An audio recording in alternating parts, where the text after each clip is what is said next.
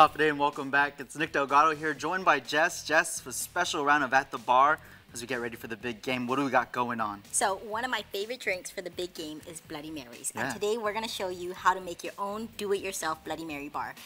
It's a big game, so we're going to go big and we're going to do a pitcher just for your home party. We're going to make a whole pitcher for you and your friends at home. Pour it all in there. Pour it in, and if you look it up here, what we did is we actually put together a Bloody Mary bar. It's a do-it-yourself. You can come, have a pitcher of Bloody Mary ready pre-mixed for the game, and then you just have all the condiments out, so when it's done, your guests can go pour it in their own and then garnish as they need.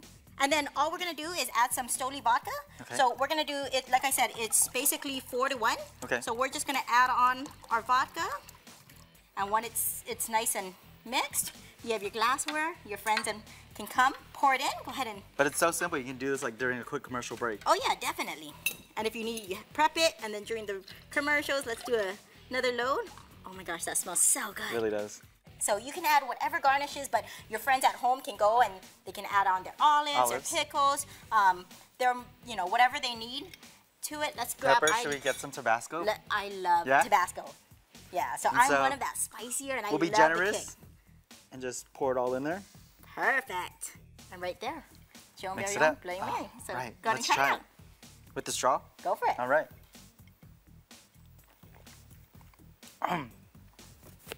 Nice so kick, good. right? Yeah. So really nice spices. Enjoy it. Let's go big for the big game. Create a do-it-yourself Bloody Mary bar. The next one we're gonna do is, let's say they don't want the premium Bloody Mary and they want something a little bit more zestier with more celery taste. We actually have another flavor of the Bloody Mary called the Zesty. Okay. So with this one, it gives you a little bit more of that spice, but more of a celery, more of a vegetable taste. Okay. We already have ice in our shaker, so he's gonna do 4 parts. That's good. Let's do 2 of that. And then he's gonna do 1 part of Stoli Premium Vodka. Give it a nice shake. Let's go pour it in.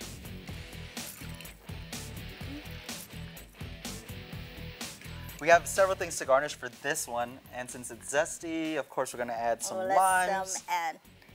Side here, should we throw it in? Yeah, throw it in. And like I said, it's really up to what Some you lemons. like. Lemon, limes, gives it a little bit more of that So all citrus. that vegetable flavor with some of that, and then we got bacon. Got bacon. Who doesn't like bacon? I love bacon. Yeah. So go ahead and try it, and then you can see the difference. So some people like the premium, some people like a little bit more of that spice and celery taste. Whatever you're liking, we have it at our bar. Yeah, definitely. You taste all the flavors that you were just mentioning here, and it's delicious. So now we're gonna make a michelada. Okay. And all you have to do, instead of going the opposite of more finest call towards this drink, we're actually gonna do 3 parts or 4 parts of the beer and then 1 part of the So finest call. So yeah, just go ahead and pour like right up to here. We're using, of course, Heineken, my favorite. We're just gonna add about 1 part, so go ahead and fill up just a little bit with finest call and give it a nice look at stir. that. And whatever it is, like I said, it's Bacon and very beer. Bacon and beer. Bacon and beer, that works. And cheers, right there. Cheers, guys. Another big win. This beer with straw, though. What do you think? It's a winner. Also this week, along with all the mixtures that we've had here today, we've had the pleasure of going out to different local restaurants to get some ideas of what people can do to make some chesa, when they're out there watching the game. Nice. So we had the pleasure of going into the kitchens of Poke Fry, Proa, Eat Street Grill, and Mezcla. And so to wrap up Big Game Bites, we want to take it over to our friends over at Moses. Big Game Bites is presented by Tabasco, making meals better for 150 years. Dave Delgado here at Moses in East Agania. Today we have Chef Rico, and today on Big Game Bites, we're gonna whip up some oysters. Today we'll be cooking up some oven-baked dynamite oysters. Well, let's get to it. Let's get to it. All right, let's run through some of the ingredients you're gonna be using. So here we got is the ingredients for the dynamite aioli.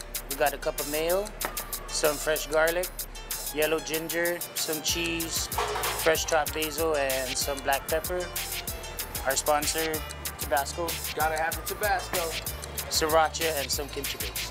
Then first, start off with the cup of mayo, about a tablespoon each of the Tabasco. And it's up to you how 3 hot you want to make it, yeah. right? Okay. We're gonna make it pretty dynamite. That's why it's called dynamite. Yes. 3 tablespoons of that. It's a lot of spice there. About teaspoon each. Garlic, yellow ginger, some basil, pinch of black pepper, and then just give it a whip. And this is just the sauce that's gonna go on top of the oyster? aioli. Yeah. And then that's our own aioli. And then now we're going on to some oysters. There's some pre-chucked oysters. And we're gonna throw it in the blancher over here and do half a dozen. And this is something quick and simple you can make. You know, just have a little snack in between watching the game. You can make this at home or just we set it up. You know, we work at the restaurant. And there's a lot of different ways you can do it. You can throw it on the grill. Yeah. If you're at home, throw it in the oven. So now we pop it out, let it strain.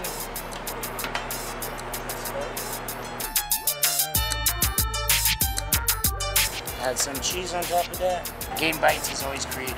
Yeah. I like how there's no shell, you just get to it. Pre-chucked. Then we pop it into the oven on high for about 5-7 minutes. So while our oysters are baking, we're gonna put a bed of spinach.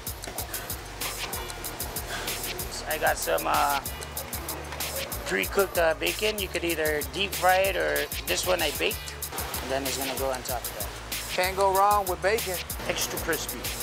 You can get fancy, put the oyster on there, wrap it with the spinach, eat it with the bacon. Yeah.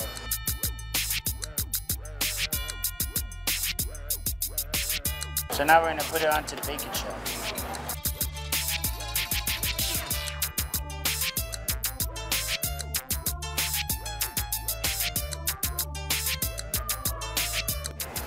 And then here we got some basil oil and we're gonna finish it off. Little parsley garnish, and there you go. All right, before we get into the grub now, don't forget Super Bowl 52 going down Monday, February 5th on the stations of KUAM. KUAM TVH, the Patriots taking on the Eagles. Kickoff set for 9 a.m. I want to thank everybody at Moses, Chef Rico. Appreciate it. Let's get to it. Let's get to it.